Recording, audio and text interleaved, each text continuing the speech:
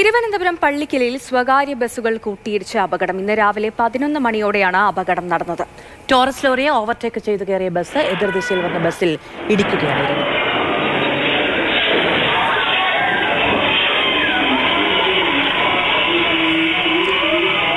Jibin JB കൂടുതൽ വിവരങ്ങളുമായി ചേരുന്നുണ്ട്. ജിബിൻ, നിരത്തിലെ അപകടങ്ങൾ സ്ഥിരം കാഴ്ചയാവുകയാണ്. ഇതെങ്ങനെയാണ് ഈ ഒരു അപകടം സംഭവിച്ചത്? കൂടുതൽ വിവരങ്ങൾ എങ്ങനെയാണ്?